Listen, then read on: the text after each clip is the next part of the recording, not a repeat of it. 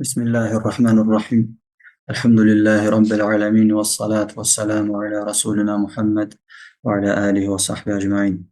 Allahümme allimna ma yenfa'una ve enfa'na bima allamtana ve zidna ilmen ya kerim. Esselamu aleyküm ve rahmetullahi ve berekatuhu. Deməli, dəyərli müsəlmanlar, keçən səfər dərsdə biz nədir?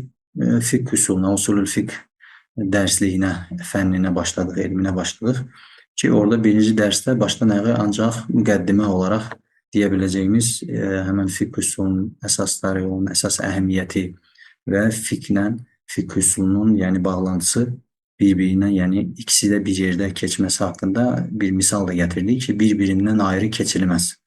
Yəni ictihad iddia edən üçün heç keçilməz və elm tələbəsi ilk mərhələdə də onun səviyyəsinə uyğun ki, bu səviyyə ilk başlayanlar üçün uyğundur, tam münasibdir, müəlliflər ona görə hazırlamışdır ki, o da öz səviyyəsinə uyğun müəyyən qədər yenə də fiqh üsulunu keçməlidir. İndi birbaşa, necə deyərlər, var başlanğıc əsasları ki, müqəddimə ona daxildir. Birbaşa həmən o girdiyimiz elm ki var, fiqh üsulu, onun başlanğıcları var ki, bu dərsdə ona başlayacaq. Səhifəni gətirək.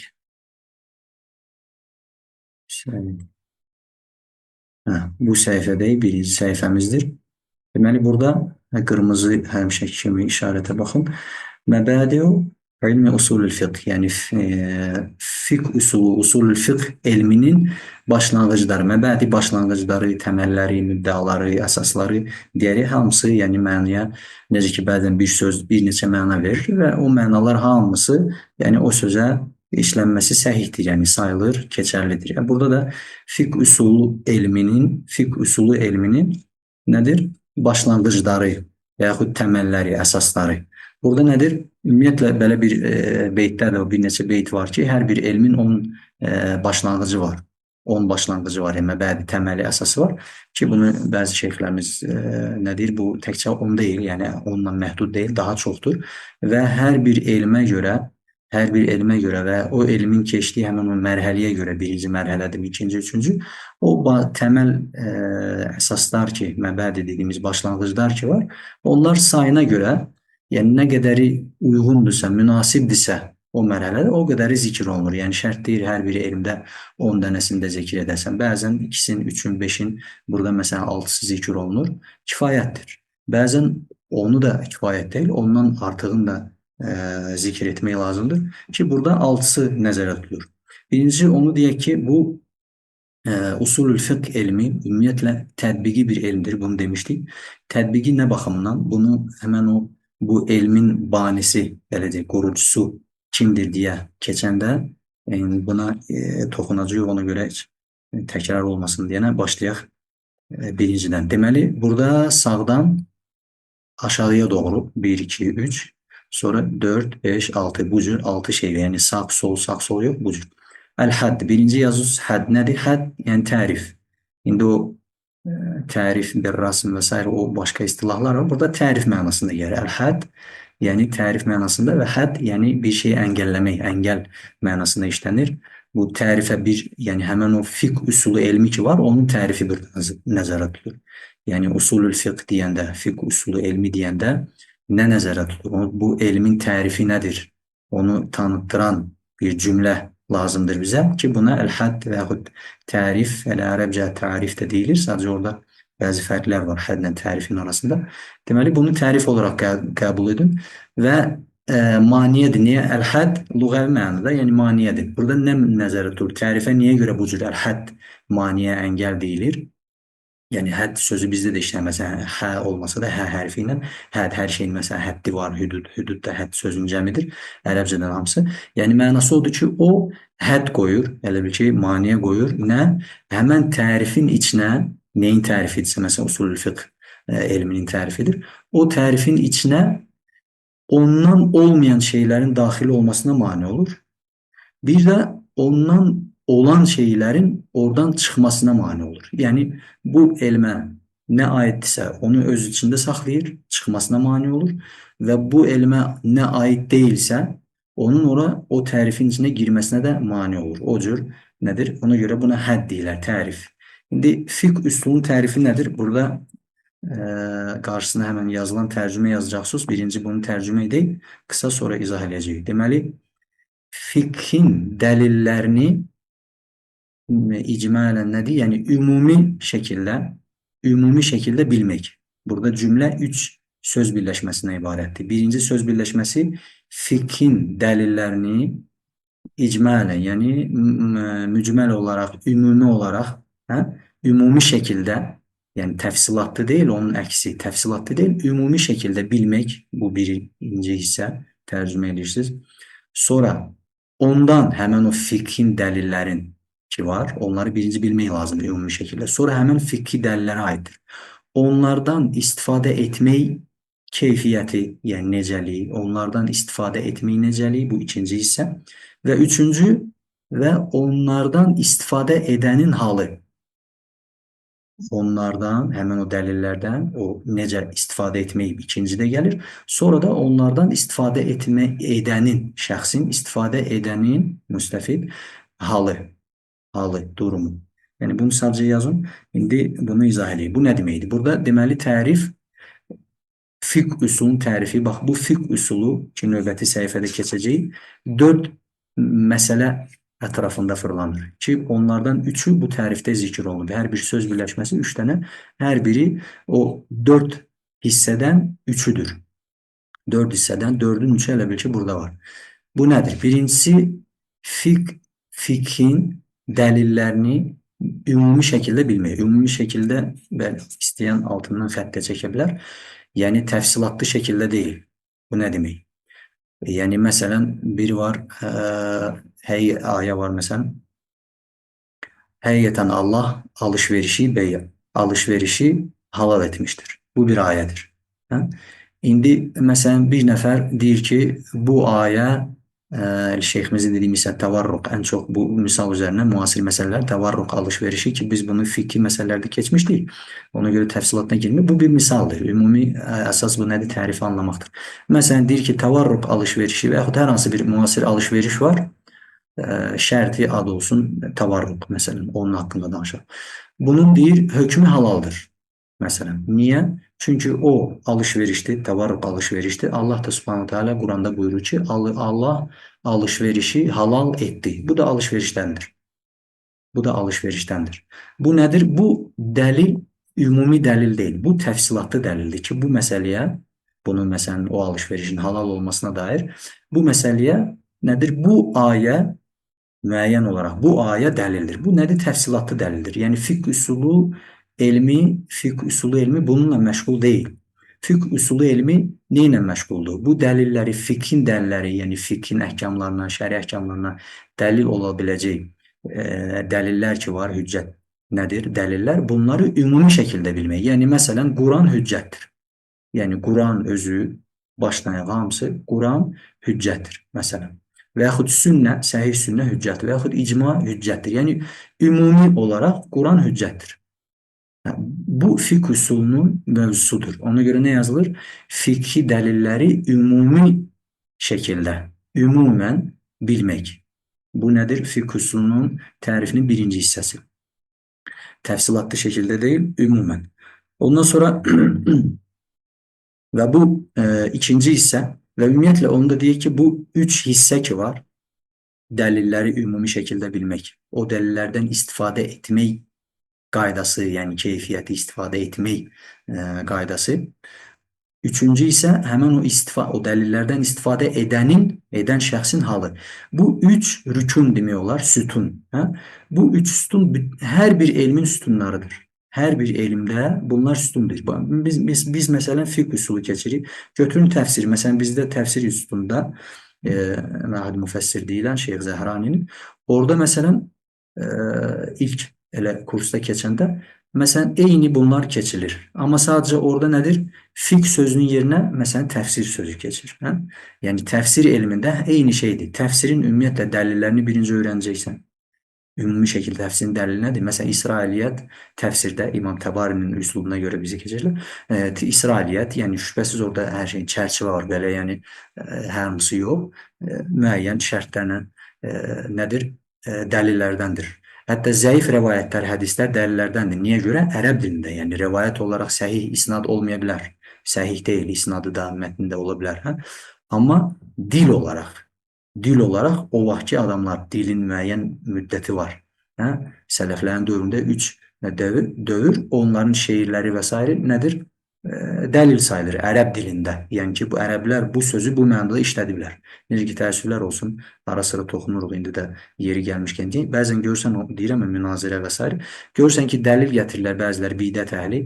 Ərşin məsələn istəva alə mənasını gətirirlər bu istəvlə mənasında, yəni ki, hakimiyyəti altına aldı mənasında ərəblərdə işlənir və istəva əl-bişr aləl-əraqi, yəni şeirini gətirirlər.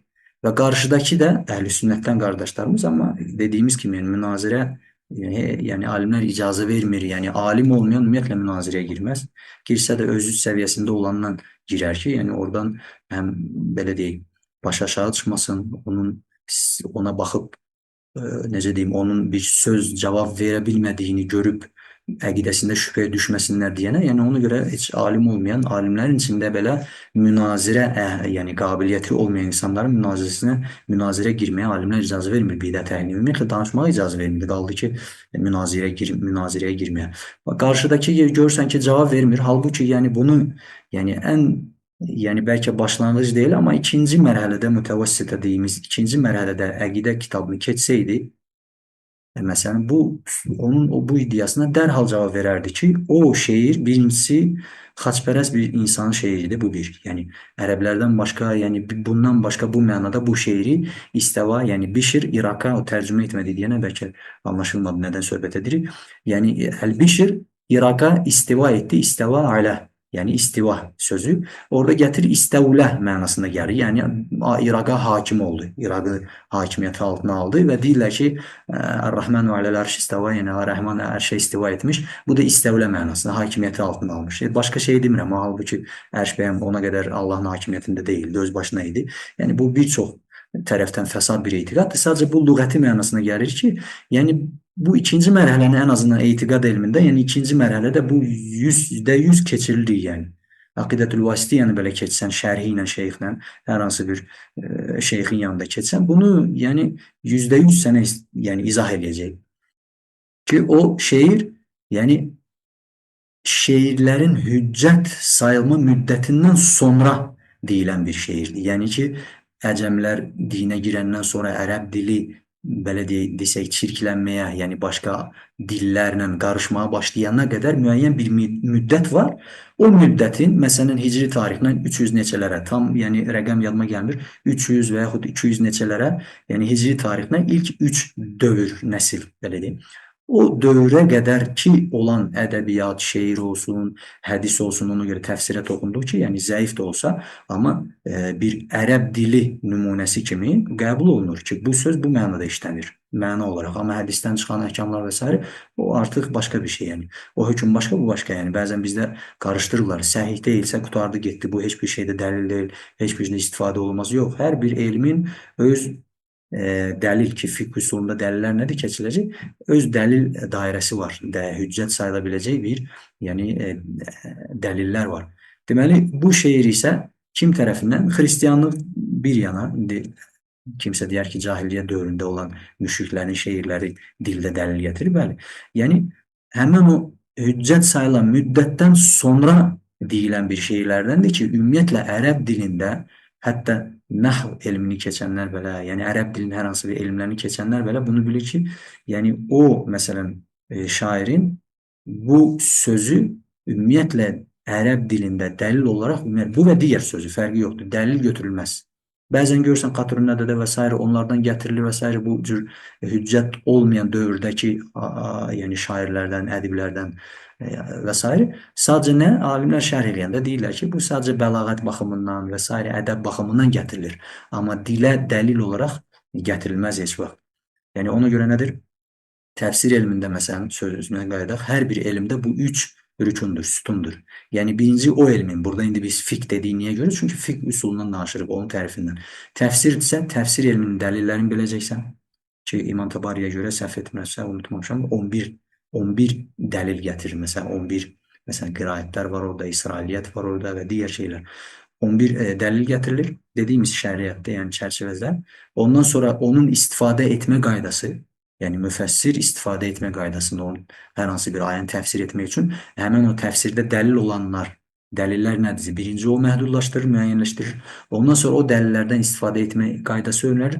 Ondan sonra bu dəlillərdən istifadə edə biləcək insanların halı öyrəşilir. Kim müfəssir ola bilər? Məsələn, təfsir elmində İbn Kəsir çoxunuz bəlkə təəccüblü olar. İbn Kəsir, yəni bizim necə fiqdə müctəhid fitva verə biləcək, yəni ictihad sahibi müctəhidlər var, fəqihlər. İbn Kəsir təfsir elmində yəni müfəssir sayılmır. O sadəcə nəql eləyir. Yəni təfsirin çünki müəyyən necə ki ictihadın şərtləri var keçəcək, müfəssirin də şərtləri var. Ki o bütün o şərtlərə cavab vermədiyi üçün onu yəni təfsir əhli müfəssir olaraq bəlkə təəccüblüdür. Yəni bu mövzuya çox dərinə getməyəm, amma ümumiyyətlə el gəlir orada 3 mərhələ gəlir. O ikinci mərhələdə gəlir. Yəni təfsir elminin bəziləri onda var idi. Bəzi cəhətdən hər hansı bir əsər cəhətindən rivayət gətirmək, məsələn bu ayəni rivayətlə izah etmək və s. baxımından məsələn sayılır. Amma müstəqil bir müfəssir kimi sayılmır məsələn. İctihadda da həmçinin burada gələcək fiqhin üsullarında ictihad və təqlid məsələlərdə ən son babdır. Orada gələcək. Məsələn, çox mövzuyu uzatmadan keçək istifadə etmək keyfiyyəti.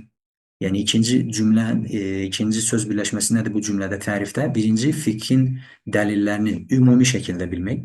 İkinci, o dəlillərdən istifadə qaydası. Yəni bildik. Quran məsələn hüccətdir, sünnə hüccətdir, icma, qiyas və s. sahabənin məzhəbi keçəcək. Nədir hüccətdir? Sonra onlardan, yəni o dəlillərdən istifadə etmək, əhkamlar çıxartmaq üçün istifadə etmək qaydası öyrənilir. Ondan sonra bu dəlillərdən istifadə edən şəxs ki var, özü müctəhid, müstədil də deyirlər, burada müstəfid olaraq istifadə edən. Yəni onun halı öyrənilir. Yəni onun şərtləri, hər kəs sən, mən bəyəm o dəlillərdən istifadə edib hökm çıxara bilərik? Yox. Yəni o həmin o əhkam dəlillərdən istifadə etmək keyfiyyətinə malik olan, sahib olan müəyyən şəxslər var ki, onların şərtlərini keçəcəyik inşallah. Deməli, bu budur. İstifadə etmək qaydasını misal, məsələn, həmin o az öncə dediyimiz ayə ki var, həqiqətən alış-veriş, Allah alış-verişi halal etmişdir. Əl-bey, orada ayədə əl-bey gəlir, əlif-ləmlə, əl-bey. Əl-bey müfraddır, yəni tək sayda belə müfrad sözdür. Məsələn, ərəb dili qaydalarına görə, bax, bu fiqh üsulunun, üsulçuların mövzusudur bu. Yəni, hardan biz deyirik ki, təvarruq və yaxud digər alış-veriş növləri, məsələn, halaldır bu ayəyə görə. Məsələn, elə düzgün istifadə edib etmədiyini demirik istillah. Ümumiyyətlə, hardan götürür? Məsələn, ərəb dili qaydalarına görə fiqh üsuluna keçəcək ki, fiqh üsulu bir çox məsələləri ərəb dilinə dayanır, ərəb dilinə istinad edir. Məsələn, əgər müfrad sözə, yəni tək sayda, məsələn, alış-veriş, cəm deyil, tək. Ki, cəmə də bu aiddir, sadəcə bizim ayədə tək gəlir. Alış-veriş, əl gəlir, əl-bey. Əl ümumini ifadə edə bilər. Yəni, təkcə bir alış-veriş yox, bütün alış-veriş. Ümumiyyətlə, biz deyirik ki, alış-veriş halaldır, məsələn. Alış-veriş deyəndə biz demirik ki, müəyyən bu alış-veriş. Ümumən, yəni hər hansı bir alış-veriş haqqı bir şey varsa, halaldır. Bu nədir? Bu fiqh üsulunun mövzusudur ki, əl, həmin o müəyyənlik artiklinin, ədatının ümumini ifadə edər. Müfrad sözlə istifadə olunanda, onu tərif edəndə, yəni onu muarraf edəndə, çünki bəzən əl yəni tərif etmir, yəni sözü müəyyənliyə salmır. Sözü müəyyənliyə salan, müfrad sözü müəyyənliyə salan həmin əl artikli ümumini ifadə edər. Deməli, hər bir alış-veriş ki, dediyimiz və demədiyimiz bütün alış növləri ona aiddir ki, bu ayəyə görə halaldır. Məsələn, şübhəsiz əks dəlil hansı alış-veriş, məsələn, riba da alış-verişdir. Amma haramlığına dair digər ayələr var, məsələn, rivayətlər və s. O ayrı mövzu. Yəni, burada ümumi istifadə qaydası budur. İstifadə edənin də halı, yəni keçəcəyimiz həmən o müctəhidin, yəni hər kəs deyil, həmən onu edə biləcək bir insanın şərtləri gələcək. Sonra bu birinci idi. İkinci, əl-mavdu, burada yazdığımız elə bizim mövzu dediyimiz mövzu. Yəni bu fiqh üsulunun mövzusu nədir? Deməli, yuxarıdakı nə oldu? Fiqh üsulunun tərifi budur. Yəni fiqh üsulu bunu ifadə edər. Fiqh üsulu elmi nədir? Elmi bundan ibarətdir. Fiqhin dəlillərini mücməl olaraq ümumi şəkildə fiqhin dəlillərini onlardan həmin o fiqhin dəlillərindən istifadə etmək qaydaları və onu istifadə edənin şəxsin halını bilmək. Fiqh usulu bu tərifi bu oldu. Deməli, mövzusu nədir? Mövzusu birinci mövzu burada nədir? Bəzən belə bəzi təriflər olur, məntiq elmində istifadə olunan təriflər. Bunları deməyəcəyik biz. Daha mənası, yəni anlaşılan olsun əsas. Çünki dediyimiz kimi ilk mərhələdə, ibtidai mərhələdə, başlanğıc mərhələdə nədir? Əsas olan nədir? Dərsliyi olduğu kimi hər bir sözünü anlamaq. Yəni sonradan keçən, dərsi keçən insanla məsələn soruşsa, mövzu nədir bilsin, onun tərifi nədir məsələn qarşısında bilsin, anlasın ki, orada nələrdir. Əsas məqsəd budur. Ona görə burada mövzu nədir? Mövzu ümumiyyətlə bizim dediyimiz mövzu, yəni bəhs etdiyi mövzu nədir? Fiqh üsulunun araşdırdığı, əhatə etdiyi, içinə aldığı mövzular, məsələlər nədir? Mövzusu. Sadəcə misal olaraq digər elmlər üzərindən misal gətirir. Məsələn, tibb elmini gətirərlər çox vaxt. Bizim şeyxlərimiz də bir çoxları təbib olduğu üçün əsasən Misirli şeyxlərimiz, yəni tibb elmindən çox misallar gətirirlər. Yəni məsələn tibb elminin mövzusu nədir? Mövzusu belə deyil. Yəni bəhs etdiyi sahə nədir? İnsan bədəni. Belə deyil. Yəni insan məsələn təbibdirsə, həkimdirsə insan bədəni. Ki orada bəhs edilən mövzular hansılardır? İnsanlara müəyyən aridə deyilən, yəni müəyyən şeylər baş verər. Normalda sağlam insandır. Müəyyən bir hadisələr baş verir. Yəni bədənində, nə bilim, bir xəstəlik baş verir və s. Bunları araşdırır. Bir tərəfdən də bunlar baş verəndən sonra onların müalicə növlərini, tədavi və s. bunları araşdırır. Yəni hər bir elmdən, nahv, məsələn, qrammatika elminin mövzusu nədir? Söz, kəlmə, yəni ərəbcənin sözü. Sözün sonunun dəyişilməsi, ona daxil olan amillər nəticəsində və s. nə vaxt o halda olur, nə vaxt bu halda olur. Bir amil daxil olarsa hansı təsirə düşər, hansı hala düşər, raf, nas və s. Nədir? Bu hər bir elmin mövzusu var. Bu fiqh üsulunun mövzusu nədir? Burada keçəcək mövzusu bu ikidir. Mövzusu nədir? Burada yazılan. Əhkamlara çatdıran, bizi ulaşdırana çatdıran nədir? Əhkamlara, yəni əhkamlar çıxartmağa, yəni bizi əhkamlara çatdıran, əhkamlara gətirib çıxaran şəri dəlillər. Şəri, yəni şəriətə, şəriyyə, nə deyirlər şəriyyə, şəri dəlillər. Əhkamlara bizi çatdıran, əhkamlara gətirib çıxaran nədir? Şəri dəlillər. Yəni bunun hökmü vacibdir, bunun hökmü haramdır. Bax, bu hökmlərdir, əhkamlardır, şəri əhkamlar ki, keçəcək, təklifi əhkamlar və s. Məsələn, vacibdir bu. Bir misal üzərindən. Və yaxud əvvəlki misal. Alış-veriş halaldır. Allah alış-verişi halal etmişdir. Bu halaldır. Nədir? Mübahdır. Yəni, bu hökmdür. Bu hökmü çıxartmağa, bizə gətirib çıxaran, bu nəticəyə gətirib çıxaran, bu nəticəyə, yəni nədir? Bizə bu nəticəyə çatdıran şəri dəlillər hansılardır? Yəni ayə ilə, Quranla mı bu nəticəyə gəldik, hədislərlə mi, icma ilə mi, ya başqa dəlillərlə? Bax, mövzusu da budur. Fiqh üsulunun ümumən, yəni tək-tək deyil, ümumən nədir? Ona görə yuxarıda da var idi, mücməl, müəyyən olaraq. Ümumən nə oldu? Deməli, əhkamlara gətirib çıxaran, əhkamlar, yəni hökm verməklə nəticələnən şəri əhkamlar, həmən o şəri əhkamlar ki, Quran, sünnə, səhih sünnə və s. Bunlar nədir? Bunlar hamısı bizi gətirib çıxarır nələrə? Müəyyən məsələlərə, artıq cüzi, təfsilatlı məsələlərə hökm çıxarmağa həmən bu şəri dəlillər bizi çıxarır. Deməli, mövzu nə olur? Mövzu bu olur. Fiqh üsulunun mövzusu. Və əhkamlar da nə cəhətdən, daha doğrusu şəri dəlillər nə cəhətdən öyrənilir? Yəni fiqh üsulunda təfsilatlı şəkildə yoxsa yox, dedik ki, ümumi şəkildə onlar nə cəhətdən fiqh üsulu ilə fiqh üsulunun mövzusu olur?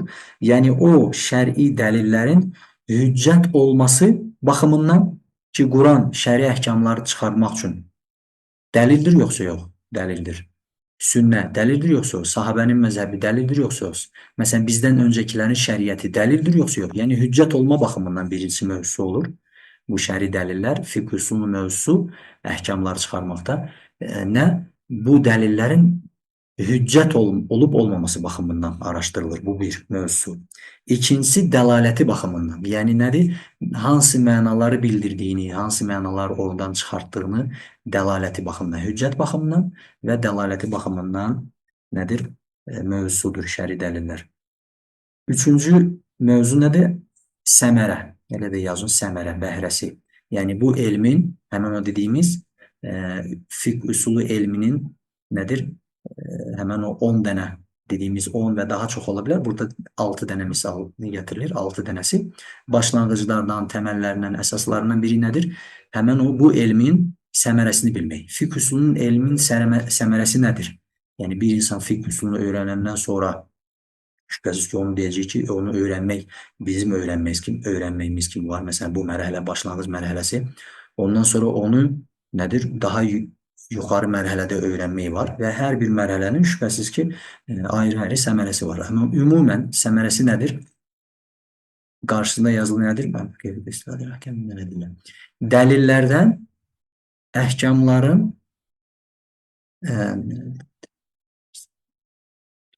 dəlillərdən əhkamların istifadə etmək, yəni qaydalarının bilinməsi, keyfiyyətinin bilinməsi.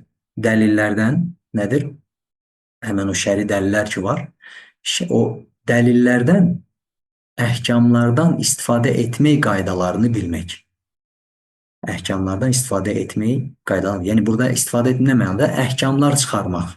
Yəni dəlillərdən əhkamların nədir? Çıxarılması, əhkamlar baxımından faydalanması, hökm çıxarmasının keyfiyyətini, necəliyini, qaydasını bilmək. Bu səmərədir. Yəni fiqh üsulunu öyrəndən sonra insan nə olur? Həmən o dəlillərdən, şəri dəlillər ki var, o dəlillərdən hökm çıxarmaq, istinbat dediyimizə, hökm çıxarmaq keyfiyyətini öyrənmiş olur. Hökm çıxarmaq keyfiyyətini öyrənmiş olur. Çünki fiqh üsulunu bilməyən insanın hökm çıxarma imkanı yoxdur, mümkün deyil. Yəni çıxarsa, yəni bu onun səlahiyyəti deyil, belə deyil, mümkün deyil, icazə yoxdur ona. Haramdır, yəni Allahın adına bilmədiyini, Allahın dini adına bilmədiyini danışmaqdır.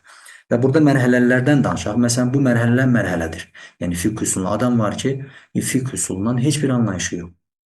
Heç bir anlayışı yox. Yəni tam cahildir fiqh üsulunun məsələləri haqqında və s. Heç cahil.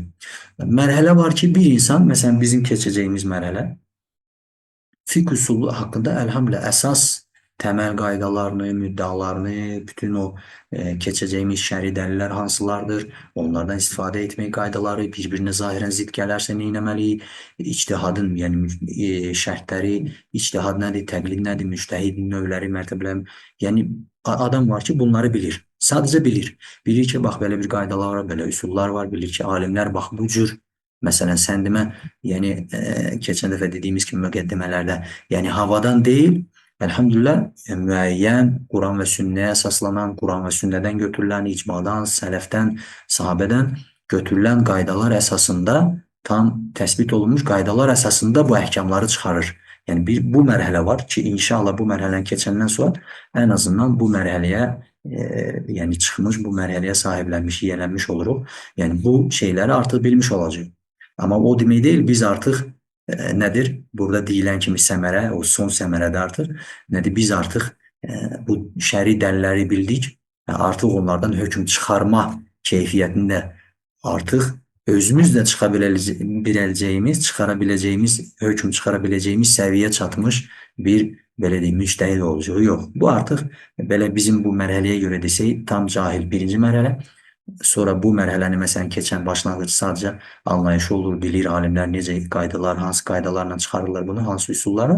Bu ikinci mərhələ saysaq, son mərhələ üçüncü mərhələ olaraq demək olar ki, bu artıq sonraki mərhələdir ki, həqiqətən fiqh üsulunu haqqınca bilən insan nədir? Müctəhid, cüz'i də olsa keçəci, mütləq də olsa külli dediyimiz nədir? Artıq o dəlillərdən, şəri dəlillərdən hökm çıxarmaq qabiliyyətinə sahib olur, o mərhələyə çıxır.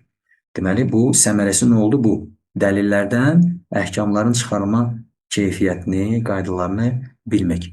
Sonra keçirik burası sola. Yəni, bu elmi, fiqh üsulu elmini qurucusu, belə deyək. Vadı, yəni qoyan, elmi qoyan, əsasını qoyan, banisi, belə də deyə bilərik. Banisi kimdir? Qurucusu. Qarşısına yazırıq Əl-İmam Şafi, İmam Şafi rahimehullah. Həmən məzhəb Şafi məzhəbin imamı olan bizim də imamlarımızın şübhəsiz, yəni Şafi məzhəbi ona nisbət olunur. İmam Şafiidir. Deməli, burada yeri gəlmişkən suala keçək biz. Arxada sual var. Sırf bu mövzu ilə bağlı. Onsuz da biz dediyimiz kimi mövzu olarkən, yəni hər hansı bir mövzunu bitirdikcə o mövzuya dair artıq arxada hər bir dərslikdə olduğu kimi sual cavab varsa biz keçəcəyik birbaşa sual cavablara. Deməli, ona görə həmən bu məsələ ilə bağlı suala cavab vermədən hələ orada sual olur. 2-3 neçə variant, 1, 2, 3, 4 variant verilir. Onlardan biri düzgün cavabdır. Birinci sualı belə qoyaq. Deməli, deyilir ki, bu elmin qurucusu, banisi kimdir? İmam Şafi. İmam Şafi rahimehullah. İmam Şafi nə vaxt olub? 150-də səhv etmirəsəm, Hicri 150 tarixində yanılmırıqsa, yəni tabiinlərdən sonraki dövrdə, məsələn İmam Əbu Hanifə deyirlər tabiinlərdəndir. 7 sahabəni ən azı görmək baxımından rivayət etmək yox, amma görmək baxımından elhamdülillah 7 az yaşlı, yəni sahabələrin böyükləri var, kiçikləri var. Yəni Peyğəmbər sallallahu əleyhi və səlləm həyatda ikən vəfat etdiyi zaman sonra az yaşlı olublar. Məsələn Ənəs bin Malik kimi məsələn sahabəni görür və s. Allah hamısından razı olsun. Deməli İmam Şafi, yəni ondan sonraki dövrdə İmam Əbu Hanifə 150-də vəfat edir, İmam Şafi 150-də doğulur. Yanılmıramsa inşallah ola bilər. 150-də inşallah 150-də doğulur. Deməli bu o deməkdir ki, indi həmən sual gəlir ki, İmam Şafiyə qədər Hicri 150 hələ 150-də doğulub. Sonra bu məsələn biz keçmişdik onların ki 15 yaşında mı neçədə artıq fitva vermək ona icazə verilir. Yəni bu o deməkdir ki, məsələn 100 və bu elmi nə vaxt qurubsa, banisi olubsa, məsələn götürün ki 170-də məsələn və yaxud da ki 165-də biz deyirik fiqh usulunu bilmədən ictihad etmək olmaz. 165-ci hicri tarixdə. Bu o deməkdir ki, yəni buna qədər fiqh usulu yox idi. Yəni bu fiqh usulu ilk ixtira edən, belə deyək, ilk meydana gətirən, ilk bunun varlığını ortaya çıxaran Allahın izindən, yəni İmam Şafiidir. Bu məna verir, yoxsa yox? Həmən buna aid sual oxuyaq burada. Birincisi sual cavablarda həmişə kimi burada müqəddimə gedir. Bismillahirrahmanirrahim. Elhamdülillahi və sallallahu və səlləm və alə Rasulillah və alə alihi və sahbə əcmain və ba'd. Deməli, yəni müəlliflər burada deyir ki, fiqh usulu dərsliyi, o biri dərsliklərdə olduğu kimi mütləq, yəni nəzəri elm kifayət etmir, nəzəriyyə kifayət etmir. Mənaca tərcümə edirəm, söz yox. Yəni ona görə dərs keçən hər bir öğrenciyə, tələbəyə nədir? Mütləq bu elmdən faydanı tam ala bilmək üçün, tam fayda ala bilmək üçün mütləq tapşırıqlar, bu cür sual-cavablar nədir? Mütləq olmalıdır. Ona görə, yəni istənilən nəticə, çünki istənilən effekt bunları həll etmədən, bu suallara cavab vermədən düzgün, yəni bu istənilən nəticəni əldə etmək mümkün deyil. Sadəcə nəzəriyyədir. O nəzəriyyə əzbərdən də bilsək, bir sual versək, yəni düzgün cavab verməyə bilərik. Sual-cavab əsasında amma doğru cavab öyrənilir, yanlış hardasa anladıq və s. ki, bunu dəfələrcə demişik deyə çox təkrarlamayım. Deməli, ona görə bu sual-cavabı verirlər. Sual-cavab dərsliyində 300 suala yaxın burada ümumən bütün dərsliyə aid 376 sual-cavab gələcək. Deməli, birinci sual nədir burada? Birinci sual. Sizdir keçdiniz ki, üsul fiqh elmində keçdiniz ki, bu elmin banisi, qurucusu İmam Muhammed ibn İdris Əş-Şafi, yəni İmam Əş-Şafidir. Biz keçdik bunu indi, düzdür. İndi buna aid sual. Bunun mənası nədir? Yəni bu imam, bu elmin qurucusudur, banisidir. Bunun mənası nədir? A variantı. Ki bu elmin usulül fiqh usul elminin qaydalarını ilk dəfə ortaya o çıxarmışdır, yəni ixtira etmişdir. Bu A variantı. Çatı açın, yazan olacaqsa cavabı yazsın. Yəni indidən birinci suala cavab vermiş oluruq. A variant budur. Bu qaydaları o ixtira etmişdir. İkinci variant B variant. Yəni 2 deyə bilərsiniz. Hamısını olmasa da əksər qaydalarını o ixtira etmişdir. Yəni hamısını deyil, amma əksər qaydalarını o ixtira etmişdir. Yəni ona görə bu elmin də qurucusu o sayılır. Bu B variantı. 3, 2 deyək. 1, 2. Üçüncü variant ki o, yəni bu qaydalar usulül fiqh, yəni fiqh usulun qaydaları İmam Şafiidən də qabaq mövcud olması ilə bərabər, İmam Şafiidən də qabaq olmasına baxmayaraq, sadəcə onları müstəqil şəkildə ilk dəfə kitaba yazmışdır. Yəni ilk dəfə bu üsul elmi haqqında kitab yazmışdır. Bu məna daşıyır bunu. Yəni ondan qabaq var idi. Sadəcə ilk dəfə kitab şəklində, təlif, təsnif şəklində ortaya qoymuşdur. Bu üçüncü variant. Dördüncü variant isə o, yəni ona görə nisbət olunur. Qurucusu İmam Şafiidir, rahimullah, ki öz fikrini, Şafii fikrini ki məzhəb onun adına nisbət olunur, Şafii məzhəbi, öz fikrini ilk dəfə o, həmən o nədir? Üsul və qaydalara bina etmişdi. Yəni öz fikrini ona istinad edib, öz fikrini həmən o üsullar və qaydalar üzərinə bina etmiş, qaydalar üzərinə, üsul üzərinə, yəni nədir? Qurmuşdur. Ona görə bu üsul elmi İmam Şafiyə nisbət olunur ki, onun qurucusu odur. Yəni burada təkrarlayımsa sualları, deməli cavab nə oldu? Birinci, bütün qaydaları o ixtira etmişdi deyənə deyirlər ki, qurucu Şafiidir, rahimullah.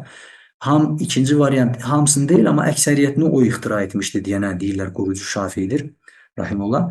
Üçüncü variant yox. Bunlar hamısı ondan öncə də var idi. Sadəcə kitab şəklində ilk dəfə bu barədə yazan və kitab şəklində bunu bir sistem o şəklində kitaba, yəni qələmə tökən belə deyək, kitaba yazan ilk dəfə odur deyənə İmam Şafiidir, qurucusu bu elmin. Yoxsa dördüncü variant, yəni öz fikrini, yəni fiqh əhkamları nədir? Həmən o üsullar və qaydalar üzərinə ilk dəfə o əsaslandırmışdı öz fikrini. Ondan qabaq elə deyildi, amma ilk dəfə bu əsaslandırmışdır. Ona görə onun nisbət olunmuşdur bunun quruculuğu. Cavab verəcəm yoxdur, səhv etmirəmsə. Yoxdur yazan bir şey. Biz cavab veririk. Doğru cavab üçüncü. Yəni bağlayıram çatı. Doğru cavab üçüncüdür. Yəni İmam Şafii qurucusu nə deməkdir? Həmən o dərsin əvvəlində dedik ki, buna toxunacağıq. İmam Şafii sadəcə mövcud olan üsulları, qaydaları ki, sələfin biz dedik ki, nədir? Fəhmi, ikinci mənada nədir? Sələfin anlama tərzi. Sələfin nasları, dəlilləri ümumiyyətlə anlamaq, fəhm etmək qaydaları ki var, tərzi, şəkili ki var, elə sələfin fəhmi odur. Fiqh üsulu odur. Fiqh üsulu odur ki, bu həmişə mövcud idi. Həmişə mövcud idi. Sahabələr də fiqh üsulunu, yəni bizim dediyimiz kimi o vaxt kitab olmasaydı, amma fiqh üsulu həmişə var idi. Fiqh üsulu nədir? Bilirdilər belə deyək və sahabələr, hətta biz fiqhə girişdə keçmişdik ki, İctihad baxımından və bil quvvə ərəbcə deyir bil fi'l. Yəni bacarıq baxımından hər bir sahabə müctəhid idi. Hər bir sahabə ictihad etmək istəsəydi, ictihad etmək qabiliyyətində idi. İstər şəriəti bilmək baxımından, istər ərəb dilini olduğu kimi o günkü bulaşmamış fəsih dilində bilmək baxımından və s. fiqh üsulunun deməli ictihad alətləri ki var, şərtləri, ictihad alətləri onların hamısında mövcud idi. Sadəcə hər kəs ictihad etmişdi, yox, o başqa məsələdir. İçlərində bir neçə, yəni az da deyildi, sahabələr var idi ki, Peyğəmbərin sallallahu aleyhi ve sellem zamanında da ictihad etmiş, hökm çıxarmışlar. Peyğəmbərdən sonra da sallallahu aleyhi ve sellem ictihad etmiş, özlərindən sonra mədrəsə şəklində bir, yəni nəsil buraxmış, sahabələr var, ictihad etmiş, hökm çıxarmış. Yəni ona deyirlər bir quvvə, yəni qüvvət, bacarıq baxımından hər biri müctəhid idi. Amma bil fi'l, yəni feil olaraq, fakt olaraq, əməli olaraq hər biri ictihad etməmişdi, amma etmək istəsəydi edərdi. Deməli, hər bir, yəni İmam Şafiidən də qabaq bu usulül fiqh elmi tətbiqi olan, nəzəri deyil, belə demək olar, şeyximiz dediyi kimi, nəzəri deyil, nəzəriyyə baxımından kitab şəklində, məsələn, vacib, nəhi, vacib, yəni məsələn, mütləq, müəyyən və s. nəzəriyyə baxımından bu cür sistem şəklində, kitab şəklində, mövzu, bab, fəsil şəklində bunu ilk dəfə quran qurucusu olan İmam Şafiidir. Ər-Risalə kitabı. Amma tətbiqi baxımından İmam Şafiidən də qabaq bu var idi, tətbiq edirdilər. İctihad edən, hökm edən, ondan öncəki sahabələrdən, tabiinlərdən, ətbə-ü tabiinlərdən də, yəni nədir? Bunu tətbiqi olaraq etmişdilər. Ona görə İmam Şafii qurucusu bu nəzərdə qurucusu İmam Şafiidir. Bu dördüncü mövzudur. Beşinci başlanğıc, məbədi, usulül fiqh elminin məbədi, başlanğıcları, təməlləri. Beşinci istimdad. İstimdad nədir? Bizim saatımız 47. İstimdad, yəni Həmən bizdə mədəd sözü ki var, məsələn, mədəd, yardım. Deməli, fiqh üsulunu istimdaduhu, yəni fiqh üsulunun, həmin o elmin dəstək aldığı, qaynaqlandığı, yəni qaynaq aldığı, güc, imdad aldığı, yəni bu nəyə əsaslandığı, nə? Əsasları, nədən kömək istəyir? Yəni belə deyək, dəstək aldığı təməli, qaynağı nədir, nələrdir? Yəni fiqh üsulu hansı elmlərə əsaslanır? Hansı elmlərə əsaslanır? Yəni onların nədir? Kökü, qaynağı. Burada gətir nədir? Ən birinci yazılmış kitab və sünnə. Ən birinci iki vəhiy. Kitab və sünnə. Şübhəsiz birbaşa, çünki fiqh üsulunda bəzi məsələlər keçəcək. Məsələn, ondan sonra yazılan icma yazın, icma. Birinci bir-bir yazaq bunu. Kitab və sünnə, sonra xət, icma. Yəni bu nədir? Fiqh üsulu kitab və sünnədən qaynaqlanır. Kitab və sünnədən öz hökmlərini, öz əhkamlarını, burada deyiləcək məsələləri götürür. Məxəz, yəni qaynaq oradır, məsdəri oradır. Sonra icma, sonra sələf, ümumiyyətlə icma-ı sələf, yəni bu bir yerdə də anlamı olar. Sələfin icması və yaxud ümumiyyətlə, yəni sələfin sözləri ola bilər və s. Məsələn, sahabələr olsun və digər tabiin, ətbə-u tabiin. Ondan sonra usulü-din, dinin üsulları ki, buna etiqad elmi aiddir. Ondan sonra ərəb dili. Bunları hamısını yazdınız. İnşallah ki, indi bir-bir izah edeyim. Məsələn, üsul elmində elə məsələlər var ki, onların dəlilləri birbaşa kitab və sünnədən götürülür. Onun dəlilləri dediyimiz məsələləri. Məsələn, bəzi məsələlər var. Məsələn, keçəcəyik ki, fiqh üsulunda keçəcəyik ümumi dəlillər hansılardır? Deyirik ki, məsələn, Quran, sünnət, icma. Məsələn, icmanın dəlil olması hardandır? Yəni, biz deyərik ki, icma ilə dəlildir, məsələn, deyirik. Buna ərəbcə məntiq elmində deyirik, dövr. Yəni, dövr el. Biz deyirik, icma ilə dəlildir. Yaxşı, bu icma ilə dəlildir, deyirik. Bu icmanın dəlil olmasına dəlil nədir? Deyirsən ki, icmanın dəlil olmasına icma dəlildir. Bu nədir? Boş-boşuna dövr eləyirsən. Yəni, bir şey yox. Yəni, həlli yox bu. Sualın cavabı yox. İcma ilə icma dəlildir. Yəni, bu cavab deyil. Ona görə nə? Məsələn, kitab və sünnətdə birbaşa icmanın hüccət olmasına ayələr var. Məsələn, möminlərin kimdir? Nədir? Ayədə gəlir və möminlərdən qeyrisinin yolu ilə gedərsə, yollarını izləyərsə, möminlərdən. Burada nədir? Bu alimlər bunu icmaya dəlil gətirirlər. Və yaxud da iman gətirən, məsələn, aranızda hər hansı bir məsələdə, mənaca deyirəm ayəni, aranızda hər hansı bir şeydə ixtilafa düşsəniz, onun Allah və Rəsuluna qaytarın. Allah və Rəsuluna yəni buraxın, məsələn. Burada fikir verin, ayədə hər hansı bir məsələdə ixtilafa düşsəniz, alimlər məsələn icmaya dəlil gətirəndə deyirlər ki, bu ayə dəlillərdəndir ki, hər hansı bir məsələdə ixtilafa düşməsəniz, deməli Quran və sünnətə baş vurmaya ehtiyac yox. İcma varsa, Quran və sünnətə baş vurmaya, ixtilafa düşsəniz artıq, yəni nədir? Və yaxud bunun mənasında hədis, mənim ümmətim heç vaxt, məsələn, sünnə burada artıq icmaya dəlildir, məsələn, mənim ümmətim heç vaxt zəlalət üzərində birləşməz. Yəni, mümkün deyil ki, ümmət hər hansı bir hökmə desin ki, bu vacibdir, bu vacib olmaz.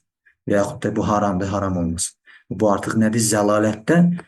Zəlalət üzərində birləşmiş olur birbaşa. Rasulullah sallallahu aleyhi ve sellem deyir ki isə bu mümkün olan bir şey deyil. Allah bu ümməti hər zəlalət üzərində birləşdirməz. Mümkün olan bir şey deyil. Məsələn, nə olur? Deməli, kitab və sünnətdən birbaşa nədir? Fiqh üsulunda icmanın hüccət olmasına görürsən ki, dəlil gətirilir. Quran və sünnətdən qaynaqlanır bu dəlil. Sonra icmanın özü, yəni icmanın bəzi alimlərin icmasına məsələn müəyyən şeylərdə gələcək, necə ki, keçən dərsdə dedik ki, təcrübli olsa da, məsələn, deyəcək ki, Quran və sünnəni icma təxsis eləyir. Məsələn, alimlər icma ilə gətirəcək orada hər bir məsələ, əlhəmlə bu dəyişikliklərin necə fiqhi qaydalarda gördüyünüz kimi, hər bir qaydaya, hər bir alt qaydaya, hər bir görsən ki, fiqhi məsələ gətirilir. Və burada da, əlhəmdülillah, müəlliflər, Allah onlardan razı olsun, əcirlərini versin, hər bir gətiriləcək məsələyə aid, hər bir məsələyə aid. Mütləq orada biz nə edəcəyik? Yəni, mətndə olmasa da biz onu şeyximizin gətirdiyi şərhlərdən, misallardan sizə də o misalları gətirəcəyik ki, o sadəcə belə dediyimiz ki, nəzəriyyə kimi sadəcə əzbərlənib getməsin üstündən, tətbiqi fiqhi məsələlərlə bir-birə bağlı olsun. Biz keçəcəyik, məsələn, ayə var, hədis var, o Quranda və sünnədə bütünlüklə icmada deyilən şey barədə yoxdur adıyla. Amma alimlər icma edir ki, bu belədir və alimlərin icması bu Quranda və sünnədə ümumi məna daşıyan, ümumi mənanı nə edir? O icma onu məhdudlaşdırır, təxsis edir, təxsis edir ki, keçəcəyik. Ki, fiqh usulu nədir? İcmadan da qaynaqlanır, bəzi icma olan şeylərdən də nədir? Qaynaqlanır, məsələlər ortaya çıxır. Sələflərin, sahabələrin sözü keçəcəyik, sahabənin məzhəbi, bəzən məzhəbə, yəni keçəcəyik, sahabə bir söz demiş, özəlliklə Rəşidi xəlifə, məsələn, Ömər bin Əl-Xattabın vaxtında sahabələrin bir çoxsunun, əksəriyyətin Mədinədə saxlayırdı. Mədinədə olduğu dövrdə, məsələn, Ömər bin Əl-Xattab bir söz desin, söz yayılsın, xəlifədir, cümə xütbəsində məsələn desin və ona müxalif heç bir söz də deyilmir. Heç bir sahabə onun müxalif çıxmadısa, yəni bu ümumiyyətlə icma sayılır, icma sükuti keçəcək. Bu nəinki sahabənin sözü, bu icmadır. Sahabənin sözü başqa bir şey ki, nəzərə tutulur gələcək. Yəni sələflərin ki, ən başda şübhəsiz sahabələrdir, sonra təbiinlər, ətba təbiin. Ondan sonra usulüddin, etiqad elmləri. Məsələn, adicə biz yuxarıda dedik ki, dəlillərdən nədir? Quran hüccətdir. Quran ümumiyyətlə şəri əhkamlarda hüccətdir. Düzdür? Bu fiqh üsulunda Quranın hüccət olmasına dair geniş heç bir bəhs yoxdur. Üsulçular məsələn böyük bir mövzu, bab açsınlar, fəsil açsınlar, Quranın hüccət olmasına dair dəlillər gətirsinlər. Quran belə məsələn bir neçə növdə bəlağət baxımından, məsələn qeybdən xəbər verdiyi baxımından, möcüzə baxımından və s. nədir? Hüccətdir. İsbat edirlər ki, bu Allahın kəlamıdır, yalnız Allah tərəfindən nazil ola bilər, bəşər bunu deyə bilməz, bəşər bu Allahın kəlamıdır, bəşər kəlamı ola bilməz və s. Bu Quranın hüccət olmasını isbatlanırlar. Niyə? Çünki bu həmin o usulüddin yaza bilərsiniz, etiqad, yəni əqidə, bizim iman, fiqh dediyimiz dinin əsasları, üsulları etiqaddan götürülür. Bu Quranın hüccət olmasını, Allahın kəlamı olmasını, heç bir ona ayədə keçdiyi kimi batil nə sağdan nə soldan ona yanaşa bilməz və s. Orada heç bir ziddiyyət yoxdur ayələrdə gəldiyi kimi. Yəni Allah tərəfindən olmasaydı onlarda ziddiyyət, çoxlu ziddiyyətlər və ixtilaflar tapardılar. Yəni bunun isbatı, Quranın hüccət olması etiqad kitablarındadır. Ona görə burada deyilən bir şeylər, məsələn sünnə, hədis gəlir. Sünnənin o hədisin əhkamı və s. o hədis elminin, hədis kitablarındadır məsələn. Quranın hüccət olması və yaxud sünnənin hüccət olması bu etiqad kitablarında geniş araşdırılır və s. Fiqh üsulunda nədir? Fiqh usulu onların həmən o məsələlərlə qaynaqlanır, faydalanır və fiqh üsulunda qoyur ki, məsələn, Quran hüccətdir. Artıq sənə onu geniş şəkildə isbatlamır. O artıq etiqad kitablarında isbatlanır. Ona görə nə deyirlər? Fiqh üsulunun istimdad dediyimiz həmən o dayandığı elmlər ki var, imdad aldığı, yəni dəstək aldığı elmlər ki var, bu elmlərlə, bu böyük bir səhvdir, bunu şeyximiz bəzən deyirdi məsələn, ki böyük bir səhvdir ki, məsələn, bəzi insanlar fiqh üsuluna girir, fiqh üsulunu araşdırır, görür ki, ötəri bir şey var, məsələn, hədisin hüccət olması barədə xəbər mütəvatir, əhəd və s. bunların qismləri gələcək və s. ətraflı gəlməyəcək. Çünki bu hədis elminə aid bir şeydir. Bu hədis, fiqh üsulunun hədis elmindən faydalandığı bir məsələdir ki, bunun təfərrüatı baxırlar fiqh üsulunda yoxdur və müəyyən etirazlar bildirir, bu belə deyilmiş, eləymiş, niyə bu ətraflı təfsilatı yox, niyə bunun, məsələn, burada zahirən belə başa düşülür, niyə bu, yəni zahirən yanlış başa düşülən bir şeyi ortadan qaldırmaq üçün bir qeyd yox, şərt yox və s. Yəni yanlış yanaşırlar. Niyə? Çünki bu fiqh üsuludur, ya bu hədis elminin mövzusu deyil və hədisə aid bu şey fiqh üsulunun qaynaqlandığı, dəstək aldığı elmlərə başvuracaqsan. Təfsilatını orada baxacaqsan, fiqh üsulunda deyil. Ondan sonra ərəb dili. Bu çox önəmlidir. Ərəb dili ümumiyyətlə şəriət ərəbcə gəlmişdir. Ərəb dili dinləndir, dini kimdən öyrəndinizə baxın.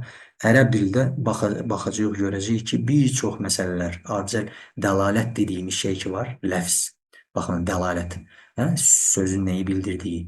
Bunlar hamısı ərəb dilinin necə ki, məsələn, orada alış-veriş, məsələn, əl-bey. Bu ərəb dilinə aiddir. Ərəblər əl deyən, əl müfrada qoşanda və yaxud hətta cəm sözə qoşanda onu tərif edən, yəni müəyyən şəklə salan bu artikl ki var, onu qoşanda, yəni ümumini ifadə edər. deyərlər. Ümumi ifadə edib, ümumi ifadə edən şəkildə danışardılar onu, o cür anlayardı və s.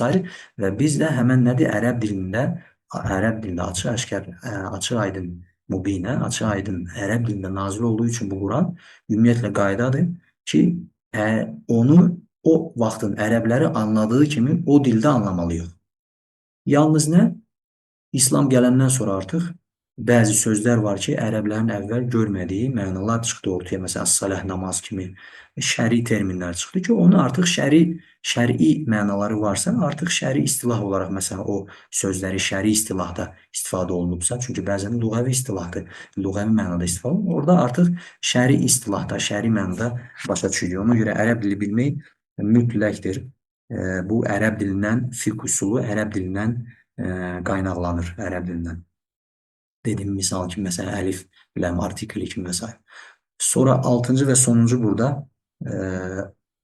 məbədi, yəni əsaslar, fiqh usulu elminin əsasları, təməlləri, onu öyrənmənin hökmü.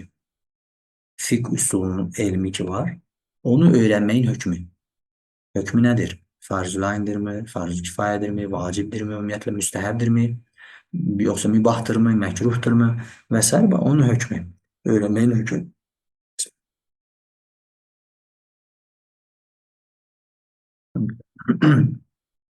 Hökmü nədir? Qarşısında yazırsınız. Ümmətə farz-ı kifayədir. Burada iki şey var. Var ümmətə, var müctəhidə.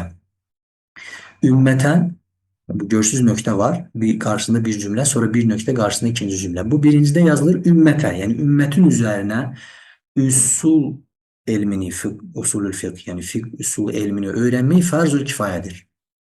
Çünki necə? Biz dedik ki, qazilər olmalıdır. İctihad sahibi mütləq müctəhidlər ümmətdə olmalıdır.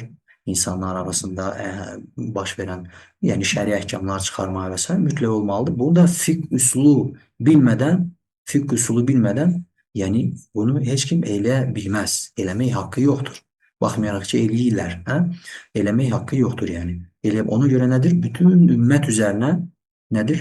Fiqh usulunu öyrənmək farz-ı kifayədir. Farz-ı kifayə nədir? Biz keçmişdik. Yəni, ümmətdən kifayət qədər, biz dediyimiz o 7 iqlim var idi və s. Yəni, kifayət qədər ən azından müctəhidlər yetişəcək qədər, kifayət qədər sayda insanların, yəni ümmətin üzrə farz-ı kifayə nədir? O əməl istənilir, feilin özü. O feil olunmalıdır. Ümmətdən kifayət qədər insanlar, 10.000, 100.000, 1000.000, bu insanlar bunu öyrənməlidir. Farz-ı kifayədir ümmət üzərində. Amma ikinci cümlə, müctəhidə isə, müctəhid, ictihad səviyyəsinə çatmış müctəhidə isə farzul ayndır. Yəni, hər bir müctəhid onu öyrənməlidir. Bu, əlbəttə, buna təcavüz deyilən bir şey var. Yəni, bu, bizim dildə necə deyə onu, yəni, sadəcə mənanı yaxınlaşdıran ümumi bir anlamdır. Müctəhidə farzul ayndır. Çünki əslində fiqh usulunu bilməmiş insan müctəhid ola bilməz. Yəni, bu insan müctəhidsə, bu artıq fiqh usulunu deməli bilir. Necə olur ki, buna fiqh usulunu öyrənmək farz-ı ayndır? Yəni, ikinci dəfə öyrənmək yox. Yəni, bu artıq müctəhiddir. Bu sadəcə mənanı yaxınlaşdırmaq üçün bu mərhələyə uyğun. Yəni, bunu necə izah edə bilərsiniz? Yanında kitabın əmanəti olaraq müctəhid yazılıb deyənə müctəhid yazacaqsınız. Müctəhidə farz-ı ayndır. Yəni, fiqh usulunu öyrənmək müctəhidə farz-ı ayndır. Yanında yaza bilərsiniz ki, ictihad etmək mənasında. Yəni, ictihad etmək kim istəyirsə, yəni müctəhid olub, ictihad etmək, tərcih və s. etmək istəyirsə, bu istəyən insan, necə ki, namaz qılan bəzən ayələrdə də, yəyələdin əmənu ilə quntum ilə saləh, namaza durduğunuz zaman, yəni mənada təfsirdə nə gəlir? Namaza durduğunuz zaman dəstəmaz alın. Yəni, namaza durandan sonra insan necə dəstəmaz? Namaza durandan durmamış dəstəmaz alınmalıdır. Namaza dəstəmazsız durmaq ümumiyyətlə olmaz.